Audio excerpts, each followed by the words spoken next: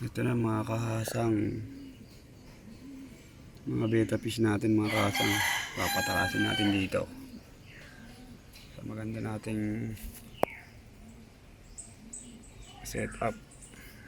Ang mga halaman yan dyan, yan, acclimation muna natin sila para hindi sila ganong masyak, pero pwede nang biglain yan kasi dito lang naman, tsaka stock water naman, stock na stock naman yan, hindi yan sila mamamatay.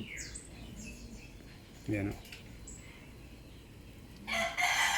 pwedeng pagsamahin to kasi mga female naman to na beta, kaya pwede mo yan sila sa isang tank, sama-samahin. Wag lang yung mga male kasi matatapang yung mga yan, territorial sila, hindi sila pwedeng pagsama-samahin sa isang lagayan, papatayan sila. Pero yung mga male pwede yan, kahit magsama-sama yan sila pwede yan. Pakawalan na natin sila mga kasang, hindi na yan, papalangoyin na natin sila sa kanilang natural habitats. Hindi na natin kung magugustuhan nila. Tataka sila oh. Ngayon lang sila nakalungay sa may mga halaman eh. Ano, punta na sila sa ilalim.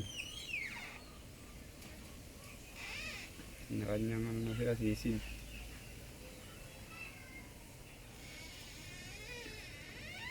Like, share, subscribe mga kahasang. Papamigay natin yan sa mga followers natin. Mga followers na tayo.